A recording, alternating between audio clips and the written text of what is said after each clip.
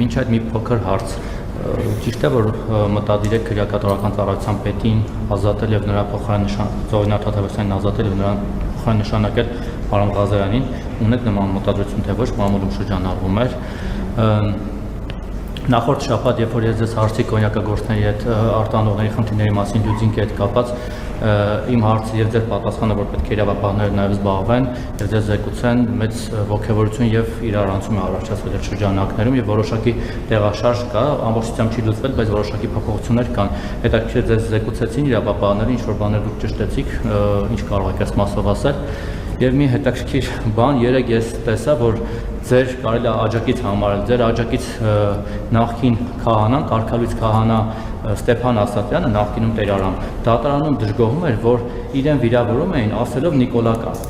Հետաքրքիր է, Նիկոլականը վիրավորանք է, դուք ո՞նց եք գնահատում, որտեղ այդպես նույնքան օրինակ մարդկանց մի խմբի ասում են քոչայանական, սերժական,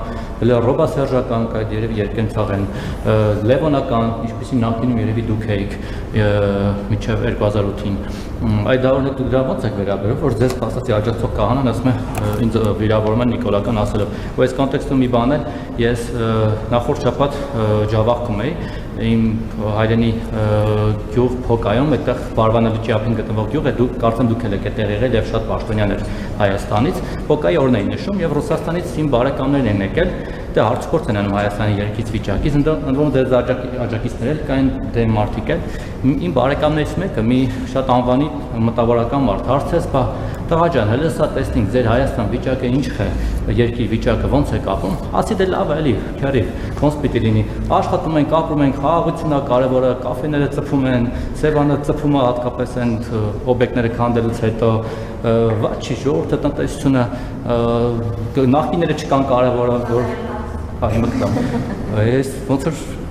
կամաց սովորել եք, հա, նախկինից, ասի նախկիները չկան կարևորը, հիմա ինչ հարց ուզում տալիս ենք, ճիշտ է չեն թողնում, բայց տալիս ենք, խոսքով, զարմացա բարեկամը, ասացավ, տղա ջան, կներես, որ ուղիղ հարցնում, դու հիմա Նիկոլական ես, թե ոչ Նիկոլական, ես էլ որոշեցի իրեն այդ նույն հարցը տալ, ասի, իսկ դու հերվից նայելով Հայաստանի վիճակը, Նիկոլական ես, թե ոչ Նիկոլական, ասավ, ես չգիտեմ ձեր երկրում ինչն է լավ, ինչն է փոխվել, բայց Արցախում տեղի ունեցած խայտարակությունից հետո ես ոնց կարող եմ լինել Նիկոլական, ու ասաց, եթե ձեր Փաշինյանին հանդիպես իրեն հարցրում, ես վստահ եմ, ինքն էլ որպես ընդդիմադիր, եթե կողքից իրեն նայի, թե ինքը ինչ է արել, լավը, վատը, բոլոր Արցախը մնացածը, ինքը հաստատ էլի Նիկոլական չլինի։ Դրա համար հարցնում եմ, դուք որ ձեզ ընդդիմադիր հայացքով կողքից նայեք կամ եթե նայում եք, դուք Նիկոլական կլինեք, թե չեք լինի։ Շնորհակալություն։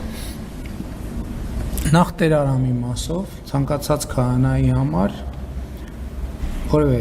քահանա չի կարող լինի Նիկոլական, Սամվելական, Ռոբական, Լևոնական։ Բոլոր քահանաները պետք է լինեն Հիսուսական եւ ուրիշ ոչի բան։ Եվ հետեւաբար բացի դրանից ուրիշ որևէ ձևակերպում, այո, ցանկացած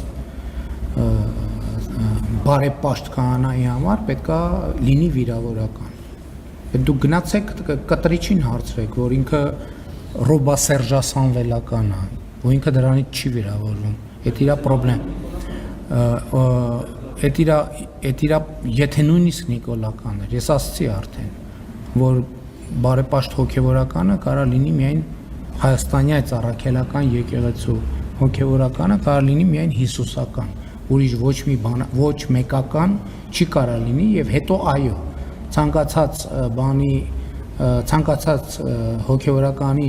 մեղադրել ինչ-որ մարդական լինելու մեջ, այո, այդտեղ կա պրոբլեմ։ Ինչ վերաբերում ես էլ Նիկոլական եւ որևէ մարդական չեմ կարող լինել։ Ես կարող եմ լինել Հայաստանի Հանրապետությունական։ Իմ բոլոր որոշումները բխում են եւ բխել են Հայաստանի Հանրապետության շահերից։ Շվեյկը ասում է, եթե իմ մորաքույրը տղամարդ լիներ, ես նրան քեռի կասեի։ Հիմա եթե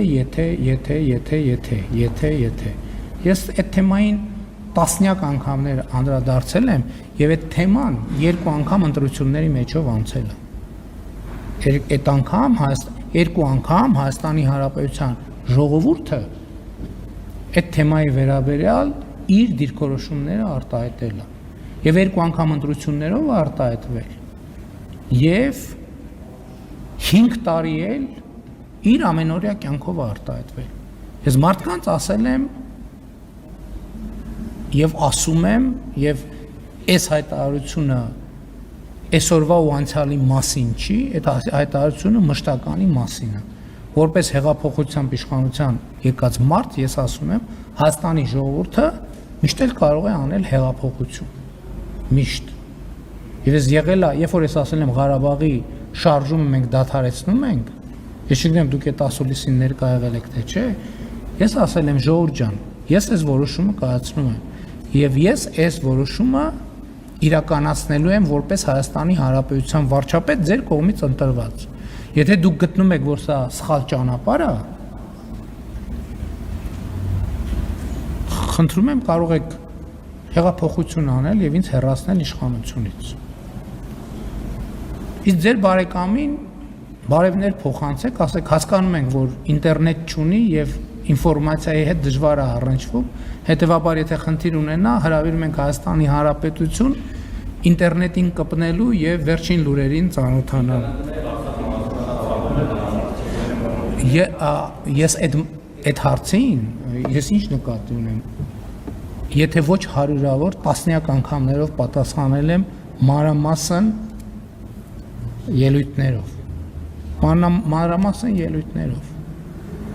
Եվ ես համարում եմ, որ Ղարաբաղի հարցի հետ կապված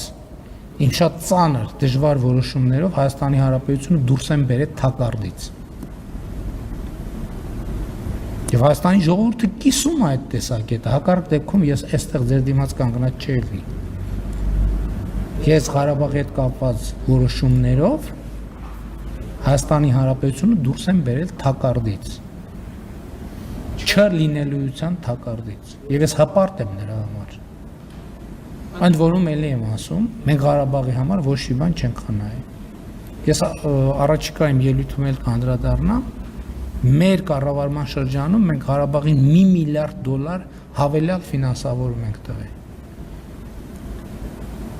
Այստեղ թոշակները ցածր ա եղել, այնտեղ բարձր ա եղել, եւ այլն եւ այդպես շարունակ։